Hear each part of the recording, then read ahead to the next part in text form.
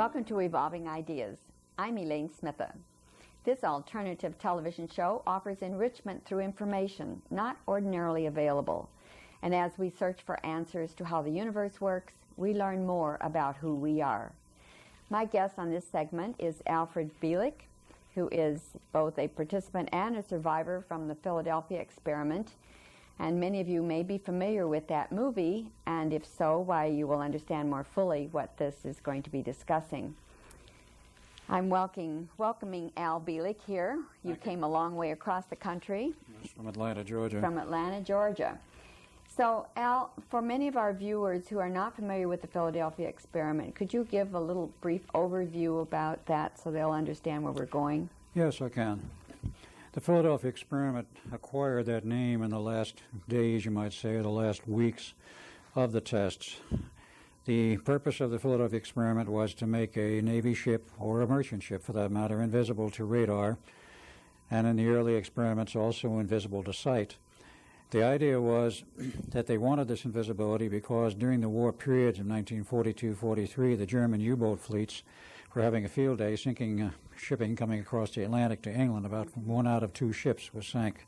50% was going down. And they hoped by making the ships invisible to German radar, because they had good radar also, they would be able to greatly reduce the loss. That was the basic idea. The work which preceded the tests was back many years to 1931, and the University of Chicago, to the Institute of Advanced Study at Princeton, New Jersey in 1934, under the directorship at that time of not Albert Einstein, but of Nikola Tesla. Albert Einstein was the overseer of the institute. He was in on all the projects. And after a lot of theoretical work and early tests, the first successful one being September 1940 at the Brooklyn Navy Yard, they finally came to the ship which became well known, DE-173, or the Eldridge. A lot of equipment had to be installed on that ship, especially built for the tests, and it operated out of the Philadelphia Navy Yard. And that was its home berth, and that was why it was called the Philadelphia experiment, because that was the principal initial test, and there were other ships involved and other tests involving the same basic principles. Actually, there were 4 total. So what was the body of water there that... Actually, they were out in the harbor of Philadelphia. Just right off. Downstream about 6 miles. 6 miles, mm-hmm. And a wider section, and where they were somewhat shielded from the view of the city. Mm-hmm. The purpose of the test was, of course, to make the ship invisible to radar, because we had very good radar in 1943, so did the British, so did the Germans. And they hoped to defeat the German radar system. Now, the first test was very successful in terms of the fact that the ship was not only optically but radar invisible, and that was on July 22, 1943, with the DE-173, the Eldridge, in the Philadelphia harbor. The other ships did not take part in any tests in the Philadelphia area. They were elsewhere. One was in Norfolk, Virginia. The third was in the Azores. And the fourth was out in the Pacific, someplace operating out of the Long Beach Naval Shipyard. In California. In California. I have yet to acquire more information on that one, but I do know now that it did occur. Mm-hmm. The test seemed technically very successful. But the problem was they had a personnel problem because they required very high power electromagnetic systems. They were running in the megawatts of power for both the magnetic field and generating the rotating magnetic field and for generating the rotating electric field.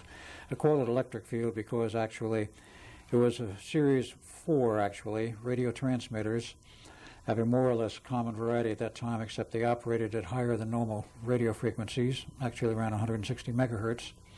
For the carrier, and they produced rotating fields, an electric field and a magnetic field, one inside the other. The ship was surrounded by these fields, and the object was to make the ship invisible. Now, how did they do that in terms of the technology of that time? There are other systems now which are different than the original. What they were doing was tampering with the time field. As the unified field theory of Einstein shows, you have a complete interlocking network, if you will, of electric fields. The electric field, as you call it, as goes throughout space according to the original Maxwell equations. You have a magnetic field around the Earth, and you can generate a much stronger than the normal field. You have a gravity field. Gravity is a field. It is not a mutual attraction of matter for matter. Okay, that's good for our audience. The to know. three elements working together will interact with the time field. And time is not an illusion. It is a reality. It is a reality which can be measured, which can be manipulated. The Russians have since done this. It's been done in the lab since. And, of course, many years of work have gone in since this period of World War II and the disaster that occurred. So what they were doing was playing with the time field. The object was, if you shift the time field slightly, the ship is no longer visible either to the eye or to radar, or to a camera for that matter. So how does that work, Alan, shifting that? Well, you have, to get a little bit technical, I'll not try to get too technical for your audience, you actually have three physical dimensions which we all know. There's the length, breadth, and width of a chair, a table, whatever. But you only see that, and it only endures in time because time also has a flow. If there was no time flow, the object would not exist. It is dependent upon time, which is normally measured as the fourth dimension. But there are two beyond that.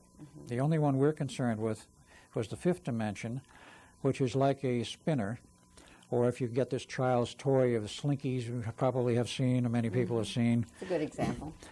You have a coil, and you can hit it, and you get a forward wave in that coil. The outer periphery of the coil represents the fifth dimension, to give you an analog.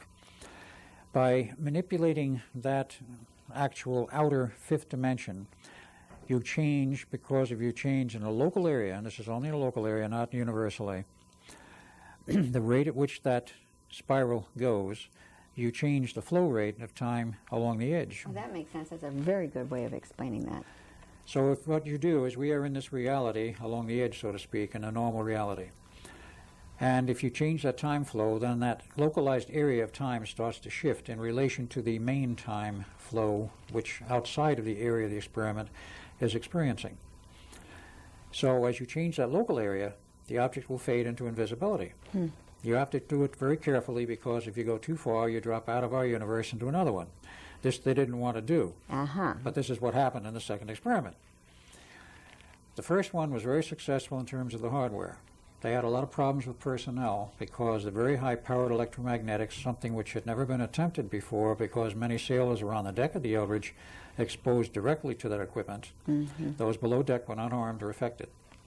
But those were severely disturbed. They experienced nausea, sickness, illness, disorientation, and they cut the test short after about 20 minutes and took the ship back into its normal berth at the Philadelphia Navy Yard and took the 6 sailors off, and the Navy said not to worry, of course we have another crew for you. They were all volunteers. They'd all signed their life away, so to speak. And of course von Neumann knew, because after 1942 March, when Tesla bowed out, von Neumann took over the project, Dr. John von Neumann, and he knew there was a serious problem. He was aware of the possibility, but they knew then they had it. And he asked the Navy for more time to study the problem. They gave him a drop-dead date, is what they call it. In other words, you complete these tests by the 12th of August, 1943, or forget it. Was that turned out to be a significant day, though? It was very significant. We did not know at that time. Which you didn't know then. Why it was significant. I went to the man who was the head of the Office of Naval Engineering, as they called it then, Albert Senior. I said, why this date? This is an engineering test. He found out that it came from the Chief of Naval Operations, Admiral King, which was very strange, because that man is only concerned with the actual operation of the Navy in all theaters of war. He was not concerned directly with an engineering test. Someplace else, we found out much later, is where the order came from, and King was merely part of the transmission path. Where did it come from? It came from Montauk in 1983, with the alien presence that was there. Now, I must point out that the engineering that was done for the Philadelphia experiment was native. It was ours. We did it. It was knowledge and technology which had been developed over a period of decades. The mathematics was in place. The understanding was in place. This was cutting-edge technology, not what was in the textbooks in the 40s, because Duncan and I went through school and both had PhDs in physics, and we thought we knew it all until we went to the Institute and found out how little we knew, because the cutting edge was way ahead of the education. But that wouldn't have happened, do you think, without Tesla's input? Perhaps not. Tesla was a brilliant man, and everybody acknowledged his brilliance, even Dr. von Neumann. Interestingly enough, everybody on staff at the Institute, including Duncan and myself, had PhDs in something. And here was Nikola Tesla without a degree to his name. Exactly. Yet his reputation was impeccable, and he had never failed in anything he did or undertook to that point. But he failed that test in March 1942 on a battleship deliberately because he knew there was a personnel problem. The Navy would not give him an extension of time, so he deliberately failed the test and bowed out. Von Neumann took over. He didn't bow out. He realized there was a problem. He tried to solve it. The Navy would not give him any more time. So on the 12th of August, what do? We go out in the harbor again. This time there were 3 observer ships. There was the SS Frieseth, which is a Navy merchant ship, a Coast Guard cutter, and of course the carrier on which the control group and the Captain Harrison, who was in charge of the test, was located, along with, of course, Dr. John von Neumann and other interested parties in the Navy. So at the appropriate time, we fired up the equipment. Now, I must add, Duncan and I ran that equipment because there were no computers in those days and everything had to be manually operated. So we had to go through the proper sequence and watch what happened to make sure everything was doing what it was supposed to do. So for the first, to the outside observers on the deck of the carrier, for about 70 seconds, it appeared like everything was normal. They had radar invisibility. You could still see the ship through a greenish fog, and you could see this huge line of water beyond where the hull of the ship should be, where there was no water visible. Then after about 70 seconds, the ship vanished. There was a flash of blue light. The ship was gone, the water line was gone, and they knew the ship was gone. And it was gone for about 4 hours until it returned. I bet they were pretty scared at that point. They were very upset, to put it mildly. They were panicked because this was not supposed to happen. Exactly. And it did not happen in the first test. Now on the inside, we were Duncan and I. We were running the equipment. So what happened to us? We observed after about 30 seconds that something was going wrong. The equipment wasn't functioning normally. The banks of electron tubes, some 3,000 of them, that ran the field coils and the big generators down in the hold, which generated the power for the magnetic fields, which were 4 coils on deck, they were acting very strangely. And then we started to get electric arc overs in the cabin with indicating very high voltage, and there was no high voltage in that control cabin. So we went to shut the power off, and of course the main control handles for the AC power we found frozen. We couldn't budge them. So we got the idea, something's wrong, we can't control it, let's get out of here. So we both opened the bulkhead door and ran out. Quite logical to that point. Yes. Then we got the idea, logical or not, looking around the deck and seeing sailors milling all over in this fog, and you couldn't see a thing beyond the railing of the ship. I have to make that very evident, because beyond the railing of the ship you could see nothing. We had the bright idea, we thought, let's jump overboard and swim ashore. Right. We were both good swimmers. Well, we jumped overboard, but we never hit the water. We started to fall and fall and fall. And we fell, and it was like going down an elevator shaft without ever hitting the bottom. Well, subjectively, maybe 2 minutes.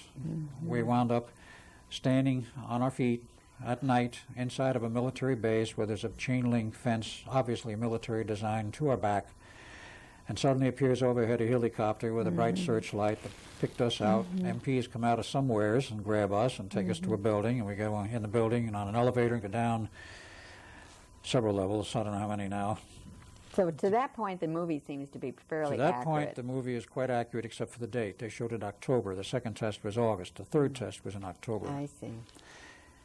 And here, this elevator door opens. We look in, we see this room and a hallway with a lot of military personnel and one elderly civilian walking towards us. White hair with what was left of it. And he walks towards us and says, "Gentlemen, I've been expecting you. I'm Dr. John von Neumann." So it happened that quickly, or was there really a time dropout for you? There was sort of a time dropout for us, but that's the way it felt at that time, and what we remembered at that point. It seemed very continuous and fluent, except we were very, very distraught, to put it mildly. So going through the hyperspatial tunnel, do you have any recollection of what that felt like? As I say, like falling down an elevator shaft without ever hitting bottom, Well, and we're a looking feeling at a 40-year of terror. drop, right? Well, in a sense, it was a 40-year drop. But we didn't age more than a minute or so. There was no apparent change in our appearance or our uniforms or anything. So we argued with this man, and he insisted he was Dr. von Neumann, the same one we had known. He says, "You're not in 1943 anymore. You're in 1983 at Montauk, Long Island, part of the Phoenix Project," or as we've called it later, the Montauk Project. We didn't believe him at first, but he gave us a Cook's tour of the underground. And when you see, in style of 1983, modern computers, graphic displays, tape recorders, none of which existed in 43. You must have felt like you were in another world. Just about. Color television, large screen display. Well, after we had the Cook's tour over with, we sat down and started to watch TV. Well, you see things like Man on the Moon, discussions about the Cold War, this is circa 1983, of course, and freeway tie-ups in the big cities and the new skylines, and then the advertising says, why don't you take your next vacation to Hawaii with us, fly on our 747 jumbo jet? Huh? What's that? Well, this is what we were confronted with. And we finally got the idea that maybe von Neumann was right. We were in 83. Then he told us, well, we got a problem, gentlemen. That ship is generating a field which we cannot control from here. It's in hyperspace. The bubble is growing.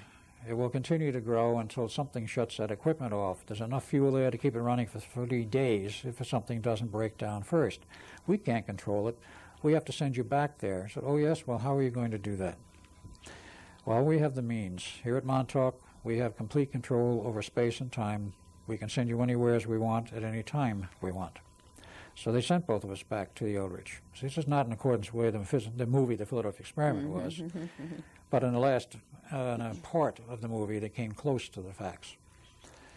We were sent back together to the Eldridge with the instructions, destroy that equipment, smash it, whatever you have to do to shut it down. So we found axes, started smashing everything in sight, electronic equipment, tubes, and so forth. And when the generator started to wind down, we knew that it was over so far as the experiment was concerned. So we went out of the control room, looked around out on deck, and Duncan and I were together, and we saw 2 sailors buried in the steel decks and 2 more buried upright in the bulkhead. And those who were on deck were in total pandemonium and disorientation and sick, very, very disoriented. That must have been a shock for you. It was very much of a shock. Duncan looks around, looks and runs over towards the railing and looks at me like, well, aren't you coming with me? He wanted to get out of this. And I spotted our younger brother, Jim, who had enlisted in the Navy after Pearl Harbor, who was 6 years younger, and he enlisted, and he became part of that experimental crew, and he drew the straw for the second test, so to speak. And he was in the bulkhead dying. Oh. I went over and put my arms around him because his head and shoulders were out of the steel, and he died that way. And Duncan disappeared. We didn't see him again. The ship came out of the fog and was again back in the harbor where we had started. And of course, a boarding crew came on board because they could see from the deck of the carrier that something was drastically wrong. They looked around, made a radar report, brought a special boarding party who brought the ship back under its own power into the back section of the Navy Yard, took everybody off, and then we had a 4-day board of inquiry. What went wrong? I gave my report that I'd been in 83 and all this had happened with Duncan. They didn't believe me. They didn't believe you. Oh, no. If I know You know, isn't that interesting? You go through the tunnel and you end up in 83. You don't believe that you're in 83. Then you go back to 43. You tell me you've been to 83, and they don't believe you're in 43 either. Absolutely. I mean, you know, it's really wild. Absolutely. But von Neumann had a little rental reservation. He took me aside and said, I want to talk with you later. Well, as time went on, they did have a 3rd test, and it was without personnel on board. They ran it like the 1940 test with long cables, turned everything on from another ship. And the Eldridge once again disappeared and came back some 15, 20 minutes later. I was not in that test or involved with it, I only had the reports on it. And it disappeared again. And it came back, and the hull, everything seemed to be all right except in the hold for the control equipment because they had time enough to put a whole spare set of equipments on board. The equipment was a smoking ruin, and some of it was missing, and they just washed their hands of any more tests with the Eldridge. And it was re-outfitted, went to sea in 1944, about January. Was at sea till the war ended and went in mothballs in 46, and in 1951 it was given to the Greeks along with another destroyer. The Greeks still have it in the Navy to this day. They call it the Leon. And I understand that the Navy is trying to buy it back from the Greeks to put it in a museum. Well, whatever. Well, so much for sharing knowledge, right? Yeah. I think when you sell it for... See, the test, so far as we know, did not stop at that time, as I know now. At that time, I assumed they had stopped in late 43. But von Neumann did resume the operation and examining the problems of what went wrong in 1947. And by 1952, had come up with a whole new system. I was not part of that anymore. And I'll tell you briefly in a minute what happened to me. But in any case, he found a way to solve the personnel problem. I don't know how he did it. It involved the use of a computer, a new system. It delivered to the Navy in 1953. They tested it on another ship in 1954 as a complete success. No side effects on the personnel, and of course, for many generations, that equipment is now used today, or some variation of it. Well, you can see a parallel between the large and the small, because when we first had computers, they took up a whole building, and now they're very minuscule. So they found ways to make it much smaller. Some years ago, as an aside, in about 1960, when I was in Phoenix, I was given a tour of the radar warning system for aircraft that was built by Federal Electric and delivered to the Air Force Base in Phoenix in 1960. It was all tubes, 50,000 vacuum tubes, and it generated a lot of heat. They kept it still running as late as 1970, 75 was still going. That's interesting. And they said, we have a good control on a good handle. It generates a lot of heat, but it's very reliable. And this is where it was. A monster. It filled up an entire room. Yes. And now you can put more computer power in a little package in your hand. It's true. With solid state that you could do with an entire room full of hardware designed out of the 1950s and the 50s. That's true. I want to go back to this invisibility aspect, because what would be the implications, or what are the results? How have we seen this technology advance, and how are they using it today? Well, it's gone through many changes. The entire basic approach, I believe, has changed today. They're not tampering with time now. They're using a different approach because theory has shown that there are other ways you can manipulate time, or not even manipulate time, as certain people have shown in the laboratory and more recently, like in the last 2 or 3 years, and of course this is in the civilian aspect of trying to replicate some of the equipment. You can produce a phenomena of resonance wherein you can literally blank out an object to a radar return or reflection. You can tune the system in a manner so that the radar beam or system, and we had very good radar in the 40s, 43, they were running at 9.5 gigahertz. I didn't know they were that high until I went back and checked the books. And that's about what they use today in many of the systems. Some are higher. But you can blank out that frequency by absorption, or resonant absorption of the object, if you know how to manipulate that object by tuned absorptive material. That's one approach, like they use in the stealth technologies. You absorb enough of the energy, you get no return. So they're building the stealth bomber, say, out of material that... Special materials. Special material. Is that on planet or off planet? On planet. On planet. And they also have the complete invisibility system in addition to that absorptive material, wherein they produce a true cloaking. That's the third level of the stealth technology. It's used today in all of the Navy fighter aircraft. They've used it in the B-1 or stealth bomber, the stealth fighter, the B-2 bomber, which is a little older, and of course the SR-71, and of course all the Navy fighters, and probably all of the Israeli fighters, and who knows where else. It's even down, I'm told now, to a little package size you can put on your belt for personal invisibility. Well, you know, there was an article in one of the scandal sheets, I think, that had a picture of Bush a few years ago with his bodyguards, and then there was this one invisible entity that they could only see with the infrared.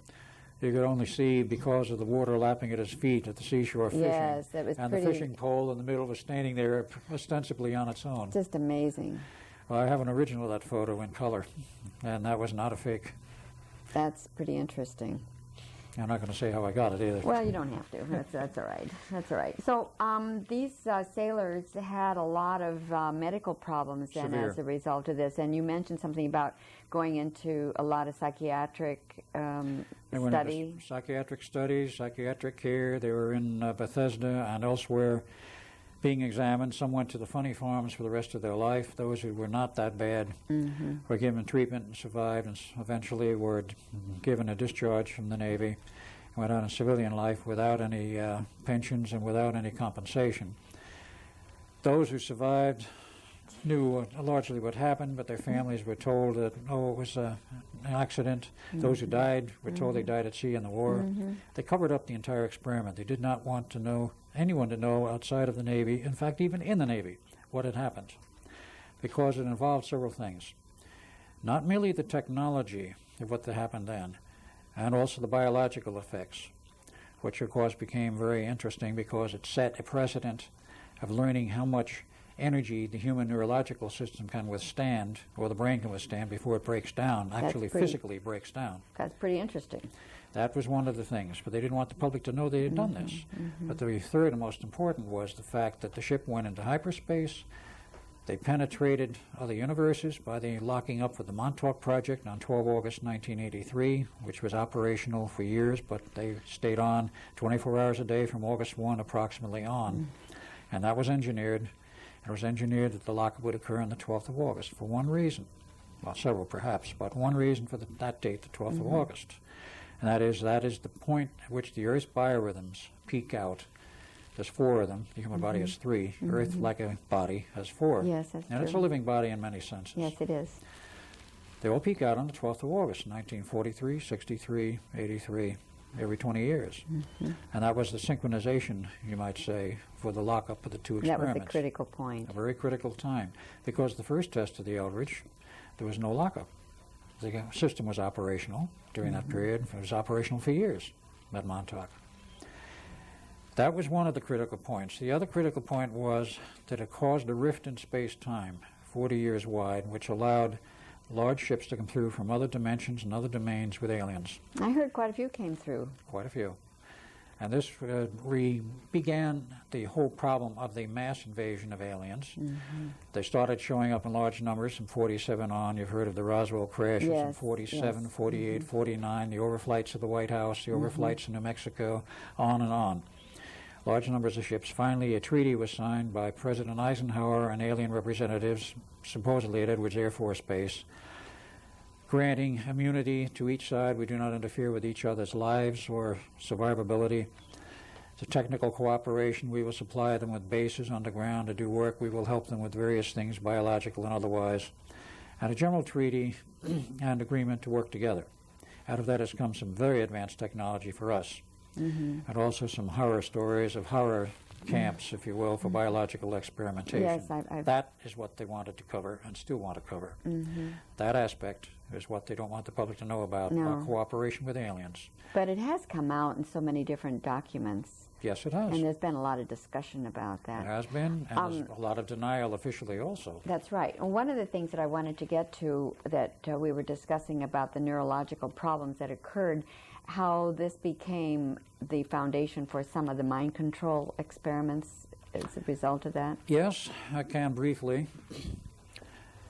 After the war was over and they had this partial and beginning understanding of the human mind and how it can be acted upon by magnetic and electromagnetic fields, there was a lot of other research work done, which began in 1947 with Dr. Wilhelm Reich, and of course the CIA was funded and chartered in 1947 also, and he had a contract with the CIA for 5 years.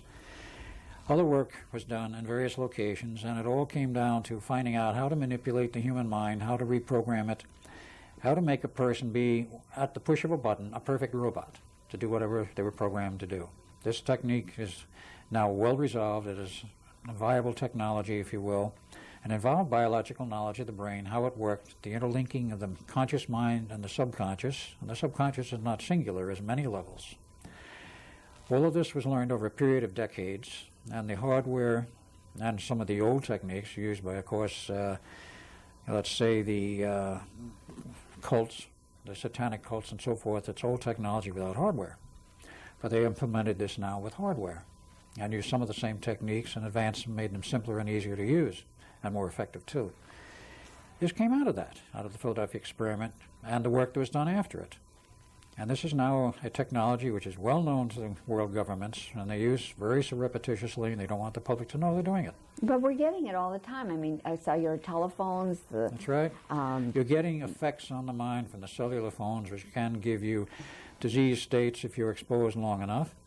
You have bombardment by electric power lines and grids. Exactly. Which affect you physiologically if you get enough of it.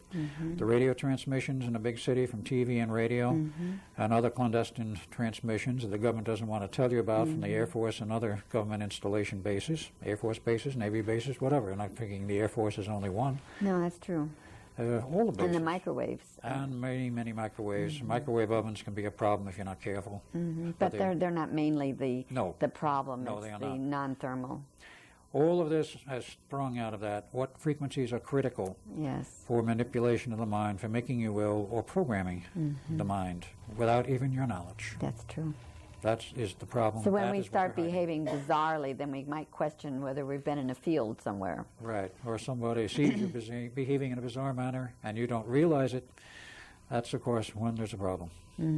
I think just as an aside, which doesn't really relate to the Philadelphia experiment, but certainly to the effects of that, would be some of these men who are found on school grounds where all of a sudden they show up with a machine gun and they start shooting the children. Programmed assassins. Programmed assassins. And the purpose of that, if I may put it this way, is that person may not know or understand what they're doing at all, but the purpose is to create the horror in the minds of the general public. Here comes this nut shooting down our children, shooting people in a department store or a supermarket. You've got to have gun control. That's right. That is the whole purpose, to get the public infuriated with the improper use of guns. A gun has never shot anybody. No. It's the guy pulling or the girl pulling the trigger. Exactly. Exactly. Controlling the guns will not stop crime.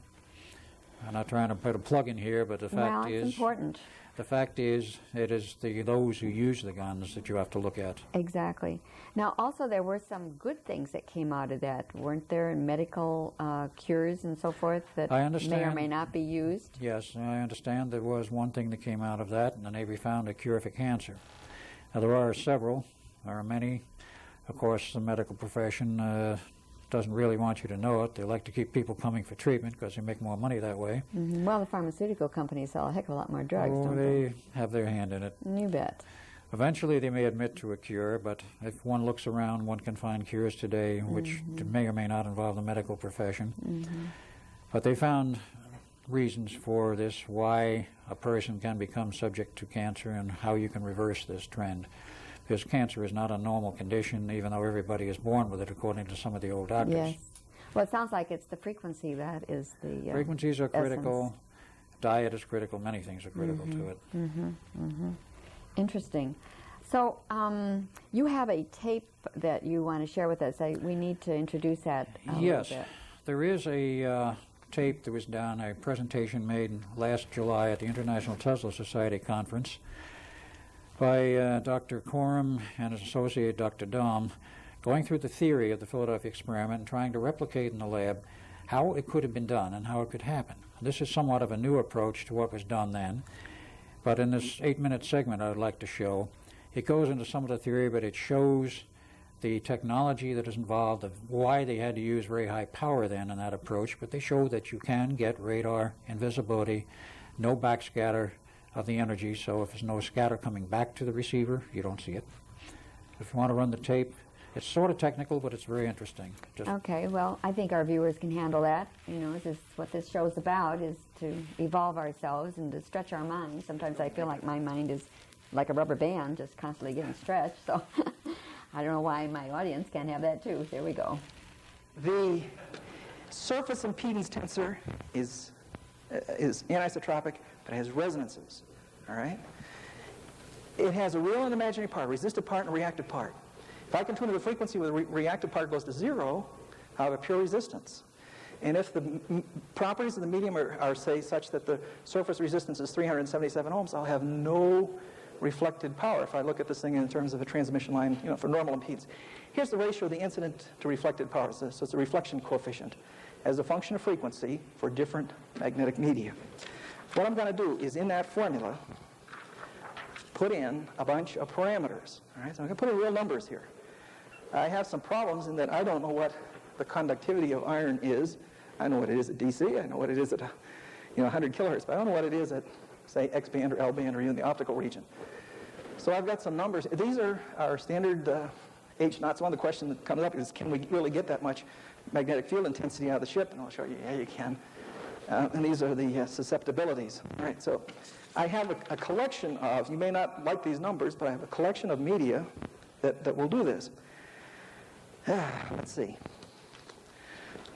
I'm going to do two things in the interest of saving time. Here's a plot of plot of the reflection coefficient in dB versus frequency, all right? And these are resonances that are going on there. And so I can get, now realize this is minus 40 dB. In this case, we're down here at minus 60 dB. Don't build one and expect to get that. But if you can expect to get 10, 20 dB or so. I mean, 20 dB is a factor of 100 on the power. So the reflected power comes back is 100 times down. I mean, we're talking about operating at this region, not down in here, see? But nonetheless, that's there. Those resonances are there. You can calculate them. You can measure them. And you can tune them. And the exciting thing about tuning them is that as you change the DC magnetic bias on the ferrite, you can pull that notch back and forth, all right, to wherever you'd like. Well, sort of. This seems to match the quote that a man went to the Navy and said, and this is out of the book, a man went to the Navy and said, "You want camouflage, gentlemen? Give me a ship and I'll give you camouflage." I don't know if we have any admirals here, but I say, "You want camouflage, gentlemen? Give me a ship, and it's got to be electric drive, and we'll show you camouflage." There's more. After we did the slide, I found another quote in the Moore and Berlitz book where a guy who's in the book that just, I don't know how to, I mean, what can you say? The guy, he's simple, all right? He says the following: "It's also a very commonly observed reaction of certain metals to certain fields surrounding a current," that's what we've got here. "The result was the complete invisibility of a ship," all right? Well, I think we can make at least a target's radar cross-section drop a few dB. Just give me a few dB, all right? And I think we've got explanations for that. And one of the things my wife, being a skeptic, says, "All right, so you got it in the microwave region. So what? The ship's still not invisible optically." I thought, yeah, that's a good question. What happens when I take the same model that I just used, which is a fairly simple model, and I route to optical frequencies and run the same reflection coefficient? What happens? Well, one of the things that happened was, you know, son of a gun, we got a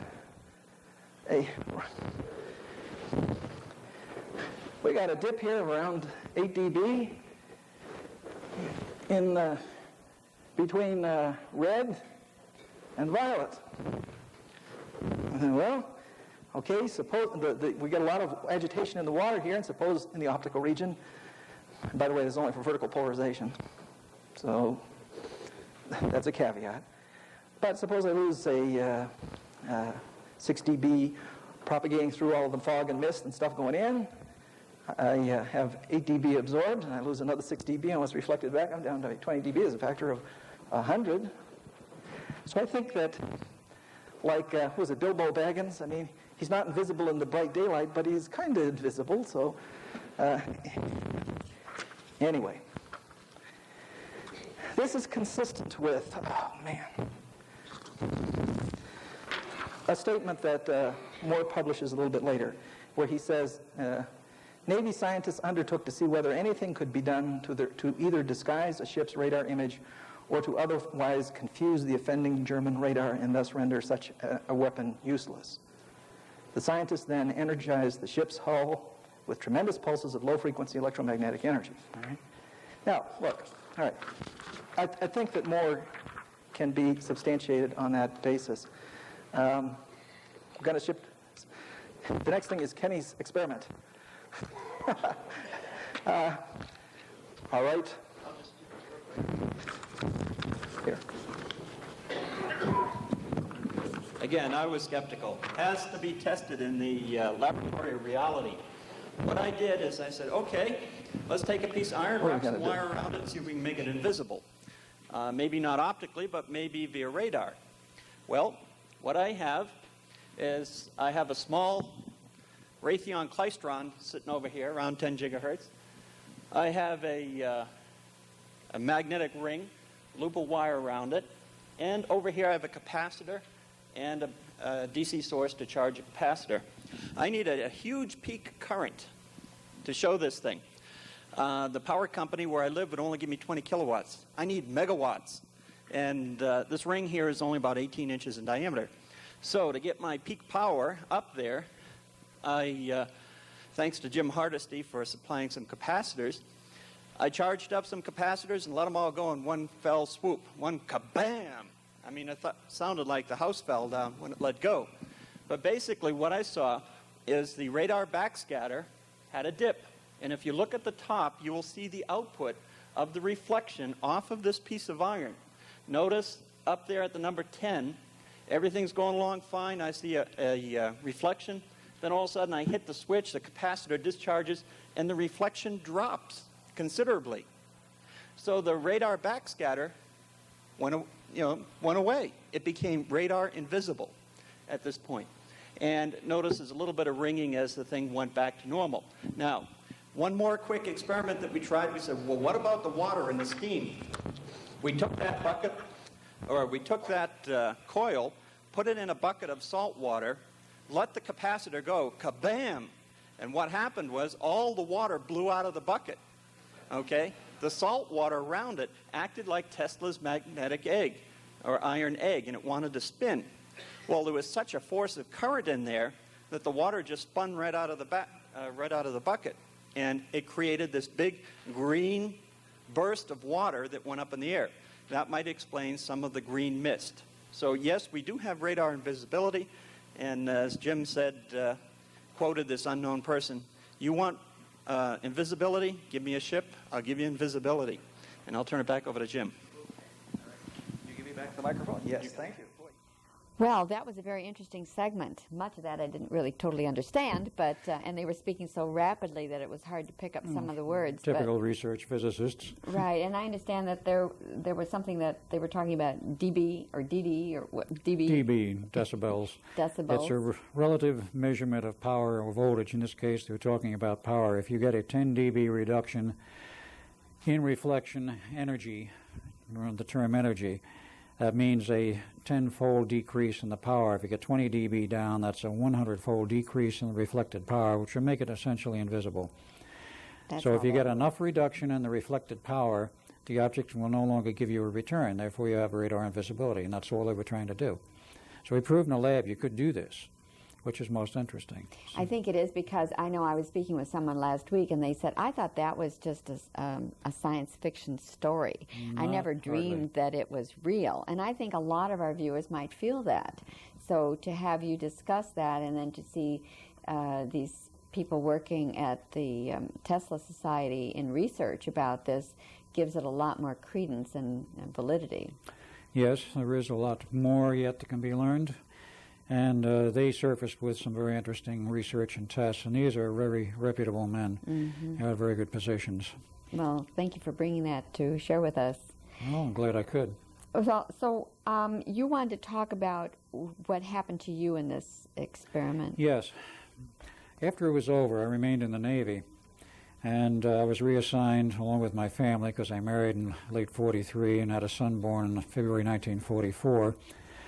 They moved me up to Los Alamos, New Mexico, with the bomb project in July of 44. Von Neumann was there and in and out, and he got me transferred. The Navy was happy. It buried me in a place where nobody would ever see me, and I wouldn't be concerned if I talked a little about what happened. Exactly. But something went wrong in June of 47, and July 4th, 47, I was removed. I was charged with espionage, arrested, handcuffed, taken to Washington, D.C. on a train. And I never saw my family again. The wife I never saw, and the son I never saw. I know the son's still alive. He made several attempts to meet, but the government will not allow him to meet me. They abduct him. They do anything they can. Is that right? Yes, it's happened. Even today? Even today. Most recently, this last October, it happened again. Only I wasn't there this time. He managed to get through with a group of bodyguards, if you will, to Rochester, New Hampshire. Why do you think they're doing that? Because he is living proof for the fact that he did have a past as Edward Cameron, because his name is Jeff Cameron. And he could prove it. Perhaps he has other proofs, materials which have survived, photos, whatever. But they won't want me to see him because he is proof of my past, my real past. Anyway, I was removed, and to make a long story short, I was given a super brainwashing, and I was plugged into another family. Essentially, I started life over, and I grew up as Al Bielek all over again. And there's some pieces I'm leaving out here because we're short on time. But I didn't know anything about my real past. until in 1986. After visiting twice the Montauk site, I started to have memories of my being involved with that. And That really triggered it. that triggered the Montauk, not the Philadelphia experiment. Yes.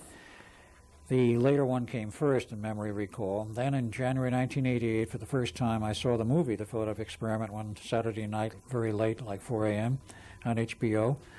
And that hit me like a bomb that night and started the memories coming back.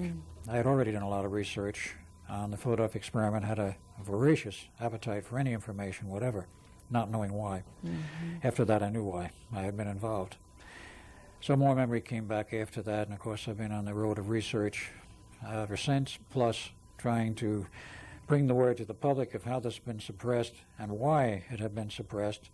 And I felt the survivors and the families deserved something better than having the Navy deny that this experiment ever happened.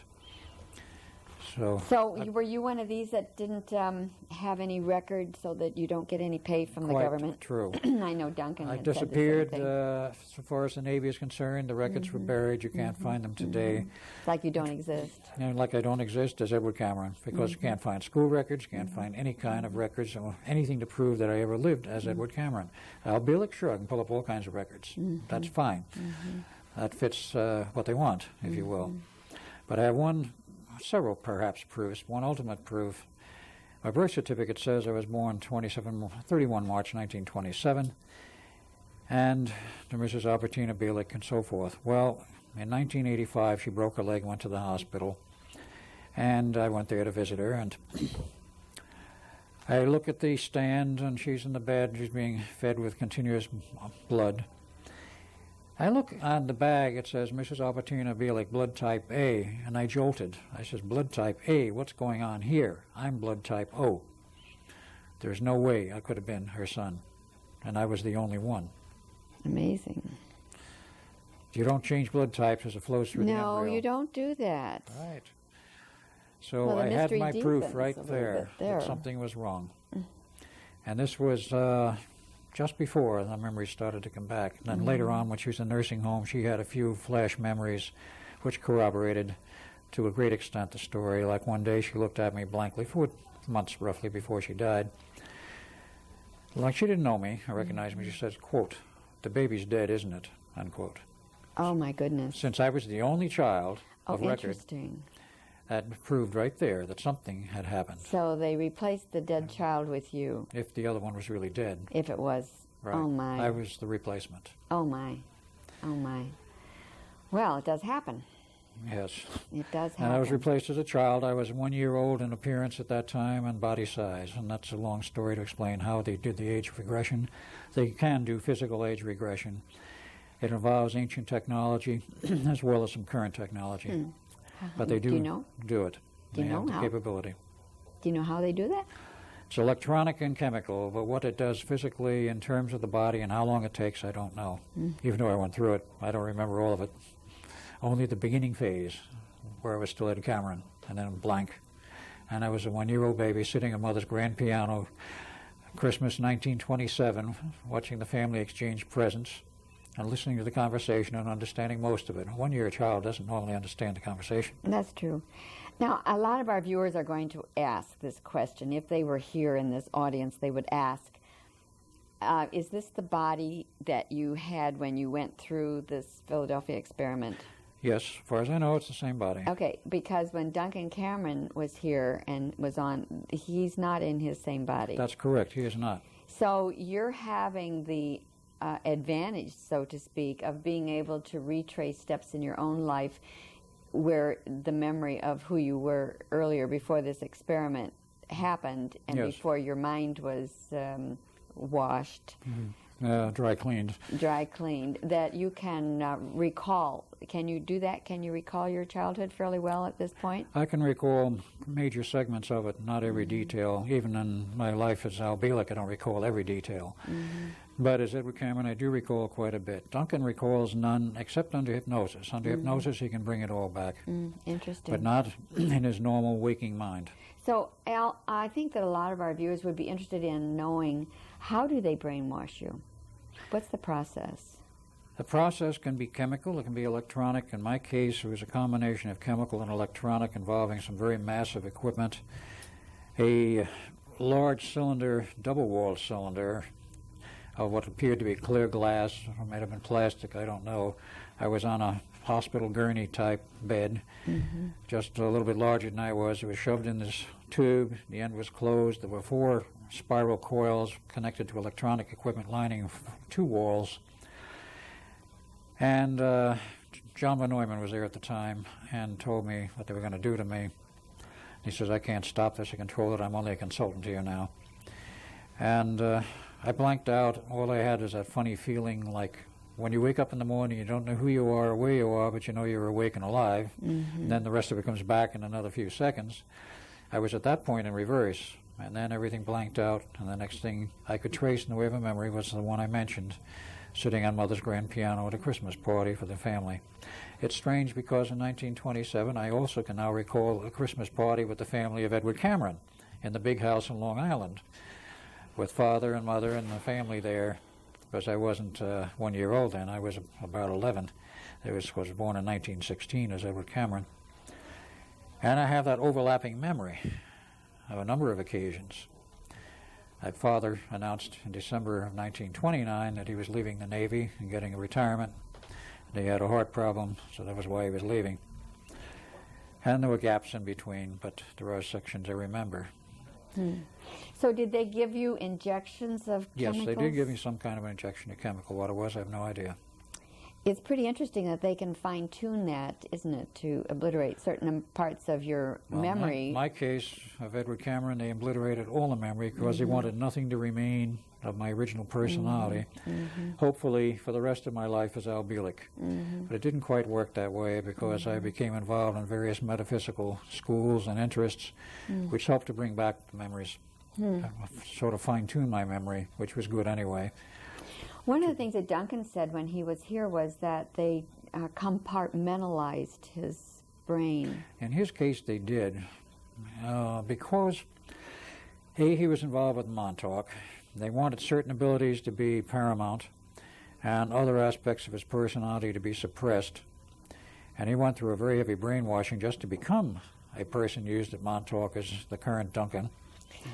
And then when it was over and he left and they mustered us out, of course they gave him a very complete reconstitution of his personality because some damage was done during the process of being used. And they wanted to give him a reconstituted personality who would be able to get along in normal society because they did not anticipate using him again, but they wanted to keep him handy in case it did. And they wanted him to be in shape to be able to be used. Yeah, they'd want to monkey around with him to that degree that he wouldn't be functional. Correct. In my case, they mustered me out and gave me a briefer brainwashing. Perhaps that's why it came back so readily only 2 or so years later. And Duncan's case, it didn't come back so readily, but it did come back that he had been involved. It's coming back. It's coming back more and more now. Certain aspects that he's remembered of his involvement in Montauk and give him the willies, as the saying goes, and he becomes very ill. He even broke down and cried one time in the underground. When he Yes, I saw that on the video. So he cannot, to this day, face some aspects of what he was involved in and what he had to do. Was programmed to do. It was not his normal personality. No. This is the way they can shape people to do a job which normally they would never come near or never touch. They'd shoot themselves first. But after you work a person's mind over sufficiently, when you can find the keys to get in there and do the manipulation, then they get this person to do virtually anything they want. That's pretty scary. It is, but it's a fact. And they've been doing this now for many years to tens of thousands of people. That's even scarier. What are they doing in this current time? They're still continuing the Montauk Boys program. It's still ongoing. They're not doing it at Montauk anymore, but they are doing the same type of programming all around the country. Back in the 80s, there were many locations. Now, I know there's a location in Atlanta, there's one in the Seattle area, there's one, of course, someplace in Long Island to this day. Upstate New York, you name any major city, I think you will find, and I found a few, and Preston have found a few, I think you'll find in any major city today there's a processing facility, I'll put it that way, for taking these kids off the street or however they acquire them, running them through this mill, giving them the brainwashing, the implant, the reshaping of their personality, and then covering it all over so that they have a normal, outside, normal everyday personality. But there is exposed someplace certain trigger commands Certain words that might trigger. On a telephone or in person, however it may be done, to flip that personality to the programmed personality, then to do whatever they're supposed to do. It can be a programmed assassin, it can be a programmed rioter, an agitator, somebody goes in the schoolyard and shoots some people, whatever. So we don't know who we are. You don't know who they are, and they don't know who they are. These people, I've talked with some of them, realize something's wrong, something is a little different about them perhaps, and know that they do some things once in a while, but they have no recall of what they really do in most cases, or that they are not a normal mind.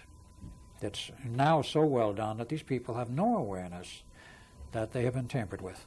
This is the bad part. Yes, it is. So it's cause for reflection, for Oh, sure. yes, very definitely. Well, we have about a minute left, so is there something that you would like to say in summation? Well, there's more and more information coming out as to the Philadelphia experiment.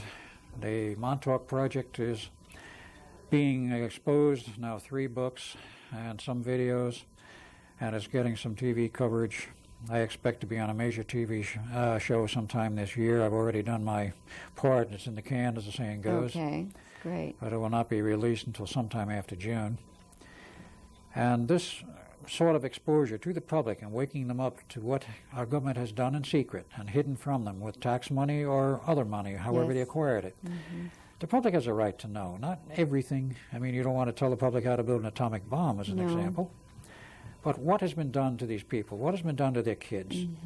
What dangers they are exposed to? They have a right to know. I agree. Regardless of what the intelligence community seems to think, we are the people, we are the sovereign, so to speak. The government is supposed to be our servants. That's true. Not our masters. Thank you very much. Well, Al, I just am very grateful to have had you here today and to share all this knowledge with my wonderful audience who is very eager for all of this information. And I'd like to ask my viewers to join me on another episode of Evolving Ideas when we cover another very wonderful, adventurous subject that helps to spread our mind into a greater avenue of awakeness. So if you'd like to write to me, I'd love to hear from you. I'd like my mailbox to be filled. Write to WebWorks in care of P.O. Box 3695, Olympia, Washington 98503. And thank you for joining us this day, and join me next time on Evolving Ideas. I'm Elaine Smitha.